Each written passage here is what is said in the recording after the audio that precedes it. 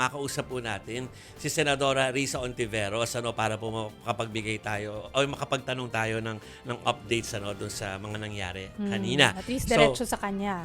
We are welcoming back dito sa STL, Senadora Risa Ontiveros. Ma'am, welcome back po sa STL. Good evening po. Senator. Salamat po. Good evening. Hi. Yes, magandang gabi po sa inyong lahat, Jovi, Maricel, Kiki, Sige. at lahat po ng ating mga tagapakinig. Senator Risa, yung kanina before ma-adjourn ay merong moment na may mga athletes na nag-photo op kayo doon sa harapan na nakita natin at Yes. nagkatabi na kayo doon ni Senadora P kanina. Opo. So, pwede ba namin malaman kung okay na ba after niya ma-take out of context yung sinabi po ninyo doon sa inyong pagsasalita sa session?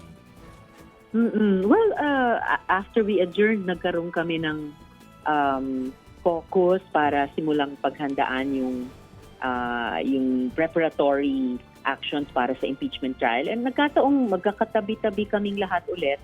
And okay naman. We were able to undertake that briefing together properly. So, malinaw na. Malinaw. Pero, Senator, para po dun sa hindi nakapanood kanina, dun sa nangyari sa Yes. session, pakipaliwanag nga po, Senator Risa, kung ano po yung ipinupunto ninyo nung sabihin po ninyo na parang walang nangyari, tas bigla na lang nakita natin Yes. umiiyak na si Senator Yeah. Pia. Paki-explain nga po yung Oo. bahagi na yon, ma'am. Oo nga, nag-privilege speech ako kanina sa kabuuang tema na paano tayo mag-move forward mula sa mga pangyayari last week. And bahagi nun, sabi ko, hindi ako mapanatag na simula nitong Lunes, itong linggo, ang pinapakita natin ay para bang walang nangyari last week. Na parang hindi nabastos yung ating institusyon, yung mga empleyado namin at ang mga Pilipino. At yun hindi ko kayang tanggapin kasi hindi maliit na bagay yung nangyari. No? At sabi ko rin, hindi dapat inaasa lang sa mga Facebook Live, press conferences, kahit media interviews, yung pagtatahi-tahi ng mga nangyari. So, yun po yung ipinupunto ko na napaka-importante ng nangyari. Hindi dapat na parang hindi na namin pinag-uusapan ngayon at hindi namin ipinapaliwanag, at hindi kami nagwawasto sa publiko. Sa mga mamamayan na kayo ang pinakamay-ari ng Senado at hindi lamang kami. Ano po ba, ma'am, yung gusto po sana ninyong makita na aksyon mula po sa Senate? Napansin ko nga na may ongoing investigations na. In fact, may mga initial findings na lumalabas mula sa Departments of Justice at sa Interior and Local Government at pati sa Philippine National Police. At sabi ko, nagpapatuloy yung investigasyon at dapat lang. Kasi inulit ko sa huli, we cannot act as though nothing happened last week. No? Kasi alam natin yung tama at mali at alam natin kapag may sumosobra na. So that was my whole point. And pagkatapos nga nung bago ako umupo, dun sa reaction ng koliko, sabi ko, hindi ko pinag-uusapan yung personal feelings namin. Yun, nire-respeto ko yun. Nag-e-emphasize ako doon. Di ba, wala akong pinagdududahan sa damdamin. Di naman. Pero I was speaking about institutional posture namin. Kasi yung lungkot namin o anumang damdamin namin bilang senador, valid yon. Pero ang kinakailangan pa mula sa amin, given our mandate bilang mga senador, ay aksyon. Yun. Okay. So, ma'am, yung kanina yung sinabi po ninyo kay Jovi, habang nagpipicture yung mga athletes, nagkaroon kayo ng chance na magkasama po doon ni Senator Pia. Ano po yung napag-usapan ninyo na pwede nyong i-share sa amin? Hindi naman kami nakapag-usap kasi lahat kami talagang lumapit lang dun sa harapan, sa taas para makipagletrato bilang pagpugay sa ating mga archers. So nagkataon na nagkatabi kami and normal lang tulad ng lagi. Sino man ang magkakatabi sa photo na gano'n na gusto naming parangalan yung ating mga atletang Pilipino, so okay siya. May follow-up. May follow-up lang, Oh, Chiki. oh, Sorry, sige, kasi go. connected Follow-up dun din, sa oh. sagot ni Senador Risa Yes. kay Mased dun sa before yung tungkol sa pagkakatabi. Mm-mm. Senador Risa, Opo. amid all the, kasi siyempre ngayon pinagpipiestahan dun sa social media lahat ng images of what happened doon sa session Opo. kanina. No? Pero Senador Risa, Opo. marami nagtatanong, tanggalin na lahat na valid naman yung mga emosyon. Ano? Sinasabi nga Of valid course. naman lahat yon. Pero Opo. bakit hindi pa rin doon nasasagot? Una, si Bato, ano nangyari? Ba't nakaalis dyan? Pangalawa ay yung ano ba talaga yung circumstances kung bakit nagkaroon ng barilan kung hindi naman pala parang stage naman pala based sa investigation. Parang imbis na masagot yun kanina ay hindi nasagot dahil ba ipinagpaliban for Monday pero yung kasi yung tanong ng maraming tao. Well, bago pa man nagsimula yung investigasyon ng ating mga executive departments at saka law enforcers, nagsasabi na kami na kailangan talaga magkaroon ng isang impartial, credible multi-agency investigation. So, papunta na rin kami doon, no? I believe dito sa Senado. Pero, at mabuti na rin, nagsimula na yung investigasyon ng iba. So, these different investigations dapat ay mag-complement sa isa't isa. Wala namang problema doon na mayroong parallel investigations dahil makatutulong naman at hindi makasasama. Good evening, Sen. Si Chiki Verhel po ito. Kanina balikan Yes, ko lang, good no, evening, Chiki. yung nangyari nga between you and Senator Pia Cayetano. Kasi second Opo. time na po niyang na-mention kasi na yung sa mga minorya or kayo po ay hindi naman po kayo hindi kayo tumawag, hindi kayo nangamusta nung nangyari yun. Para lang po sa kaalaman ng lahat, where were you at that time na nangyayari po yun? Sure. Hindi nyo ba alam na may nangyayari? Sure. No problem, Chiki. Tinapos ko yung session nung araw na yon. In fact, 5 lang kami na nasa floor noon. 3 minorities, sina Minority Leader Tito Soto, Senator Sherwin Gatchalian at ako. At 2 mula sa majority. Senator Jinggoy Estrada na nagma-majority leader at that time at si Senator Loren Legarda na nagpe-presiding officer noon. So, kaming 5 yung tinapos namin ang session hanggang nag-adjourn. And then, pagkatapos niyan, dahil hindi na nga daw tuloy yung all-senator caucus tungkol sa mga komite, naging majority caucus lang. So, syempre, kaming iba, mga minority, ay alangan namang adjourn na yung session. Uupo lang kami dyan sa session hall. So, syempre, umakyat na kami sa kani-kanyang opisina. Ako, nagligpit. And then, tumuloy na ako sa NAIA kasi lilipad ako sa probinsya. Last flight that night para sa isang komperensya the next day. Na-shock na lang ako na nung papunta sa airport, ayan na yung mga balita na may nangyayari. At kasabay ng mga balita ay yung mga pagla-live stream nung ibang mga kasama namin. So talagang naloka ako. Ano ba ang nangyayari? So sobrang halos in real time yung mga pangyayari at saka yung mga balita at yung mga live stream din. So, yun. And kaya rin nung may mga nagsabi, kami mga minority ay alam namin ito ay mangyayari kaya wala kami din doon. Sobrang nag-take offense ako doon. Kasi teka muna. Oo, ito yung totoong pangyayari, yung tinanong mo, Chiki. Pero ang kinasasama po ng loob niya, bakit hindi man lang nangamusta? Kayo po, on your part po, bakit hindi po kayo nangamusta?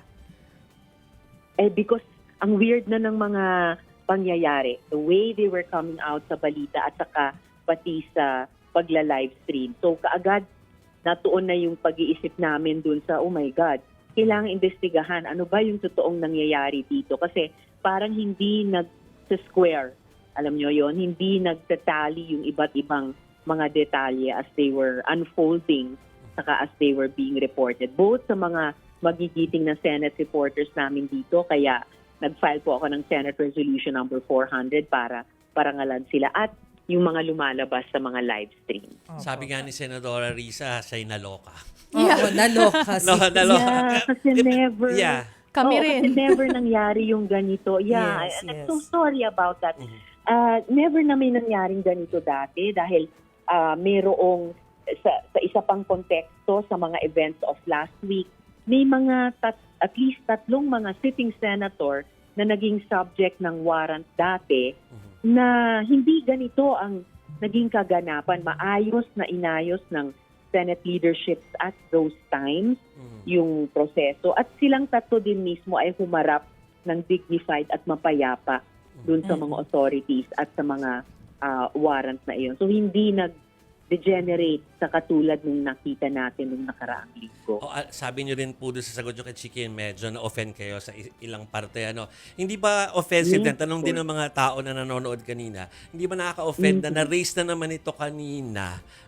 Gayong merong mga mas importanteng bagay na dapat pag-usapan tulad nga nung pagkawala nga ng isang senador at saka yung kaguluhan na naka-apekto doon sa mga staff at mga media at senador na nandiyan sa loob ay napunta doon sa sumbatan o panunumbat imbis na yun talagang yung punot dulo ng gulo ang pinag-uusapan. Well, kaya nga in fairness, at least may sinimulan ng investigasyon ng mga departments at saka law enforcers at kami rin po sa Senado ay may ganoong intention din. So kaya rin nauna na sa akin mag-manifestation si Senator Erwin Tulfo at ako dahil halos kaparehong paksa ay naibigay ko na rin yung aking schedule na privilege speech na nagsasabing kailangan talaga alamin din namin ang totoong nangyari, magsagawa ng sariling investigasyon tulad ng aming binabalak at iulat sa publiko yung buong katotohanan ng nangyari at mag-institute ng corrective action. Opo. Senator, Yes. Opo. Ma'am, kanina may ibinigay po na video footage sa amin si Secretary John Vic Remulla showing yung CCTV na palabas si Senator Bato with Senator Robin. Ito daw po yung nangyari 2:30 ng madaling araw nung May 14. Ano po yung naisip ninyo nung makita po ninyo itong CCTV footage na ito, ma'am? Well, hindi ko pa nakita yung kumbaga primary video ng CCTV footage na yan. Pagamat nasisilip ko online sa mga posts.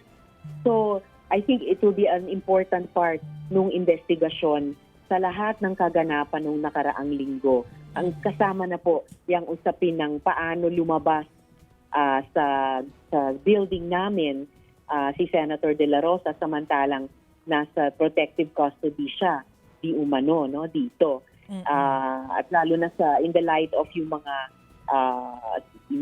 sumunod na kaganapan tulad nung ngayong araw na hindi po napagbigyan yung hinihingi niyang TRO mula sa Korte Suprema. Ma'am, kapag po ba sinabi natin na under protective custody ng Senado, ano po ba yung sakop nito?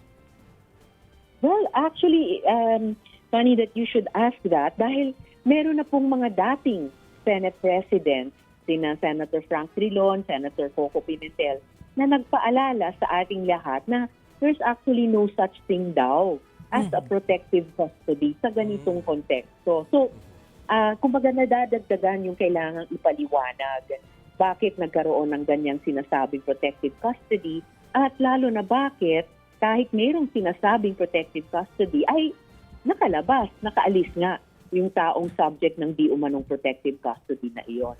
And So, di ba, parang nadadagdagan yung kailangang ipaliwanag at iwasto. Ayun na nga, opo. At ngayon po, gaya nga po ng nasabi ninyo kanina, lumabas po yung desisyon ng Korte Suprema, hindi po napagbigyan yung manifestation ni Senator Bato.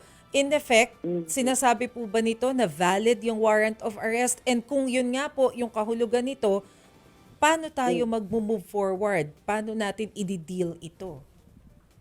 Actually, kailangan ko pang basahin yung buong resolution ng Korte Suprema. Nakita ko pa lang yung mga balita tungkol sa ganong kumbaga synthesis ng kanilang resolution. Kaya I cannot say for sure na nag-pronounce na sila dun sa validity ng warrant. Basta't ang malinaw pa lang sa mga balita pa lang, at yun na nga, kailangan ko pang basahin yung buong resolution, ay hindi nila pinagbigyan yung hinihinging TRO. Marami pong usap-usapan, Senator, about dito sa kudeta nga sa Senate leadership. Baka meron kayong gustong ikomento o gustong i-share po sa amin dito sa totoo lang. Well, babalikan ko lagi yung sinabi ni dating Senate President Tito Soto nung tinatanong siya noon bago yung nangyaring kudeta dahil marami na ring ugong noon. Sabi lang niya simple, I serve at the pleasure of my peers, I serve under the Constitution, at dinagdag niya na I serve under God. So, ganyan din yung pinagkakaisahan naming 11 dito sa minority. Kaya nga nagbigay daan kami dun sa Senate change of leadership nung panahong iyon. At kami ngayon ay solid na isinusulong yung tingin naming mga dapat na trabaho. So, in that same spirit, yung privilege speech kanina at manifestation. So, gusto pa rin namin isulong yung mga panukalang batas na para talaga sa mamamayang Pilipino, lalo na sa gitna nitong nagpapatuloy na giyera sa Middle East at oil crisis. Yeah. Sinusulong namin yung mga investigasyon, madagdag na itong investigasyon sa mga nangyari nung nakaraang linggo. Kami po ay in a few months magdedebate ulit para sa isang mas transparent at accountable na budget. At ngayon pa lang, dahil constituted na yung impeachment court, nanumpa na kami bilang senator judges, naghahanda na rin po kami para sa trial proper. Okay po yun. Pero follow up lang ako, Senadora Risa, ha. Before itong tanong na to, pinapakita namin yung chart ng ng alignment po ng minorya at saka ng mayorya. Para mabago yun, kailangan talagang may mag +1, +2, +3 papaano kung ang gustong lumipat yung tipong nasasangkot sa hindi magandang mga scam o kaya ay mga korupsyon? Katanggap-tanggap ba ito personally po sa inyo? Well, dahil wala pang ganyang concrete na possibilities, at if ever magkaroon nun pag-uusapan namin ng masinsina naming 11 sa minority. The past couple of weeks talagang dahil ang tindi ng sitwasyon talagang nagsanay na kami sa pag-uusap sa isa't isa about every little thing. Kung may mag-materialize na ganyang scenario, pag-uusapan namin ng matindi para makapag-desisyon based on our own principles and based on yung mga nakikita naming importante para sa Senado. Kung ang bargaining chip niya ay wag na siyang i-pursue para managot sa isang corruption or corruptible act, korupsyon, ay papayag ba kayo doon, Senator Risa? Well, ang nasa kamay lamang ng Senado, labas yung mga kaso sa korte, for example. Kung ang pinag-uusapan nyo ay halimbawa yung draft partial committee report sa Blue Ribbon, that stands naman And kaya pa rin namin at pinaninindigan pa rin namin yon. So, pwede rin yan maging konteksto ng anumang posibleng pag-uusap kasi nalamanan yan ng mga hearings, including tawag dito yung mga ebidensya, mga witnesses. Kumbaga, isang konteksto siya na pwedeng pag-usapan kung may ganyang scenario na tinatanong nyo na mag-materialize. Opo. Pero, ma'am, kanina, ang daming patikim. Nagpapateaser na may mangyayari ngayong hapon sa Senado, malaki. So, nakatutok talaga kami kung ano yung malaking mangyayari. Iniisip namin kung another change ba yan sa leadership ng Senado. Lumutang po yung pangalan ni Senator Mix, ni Senator Gatchalian. Pero sa ngayon po ba, ano po ang chances ng panibagong Senate coup? Well, the fact na may mga pangalang lumilitaw, I'm proud na galing sa minority dahil ibig sabihin na talagang marami kaming kasama na may proven and further potential of leadership. Pero sa ngayon, as I said, kaming 11 na solid, nakatutok sa mga trabaho namin bilang mga senador and bilang mga senator judges din.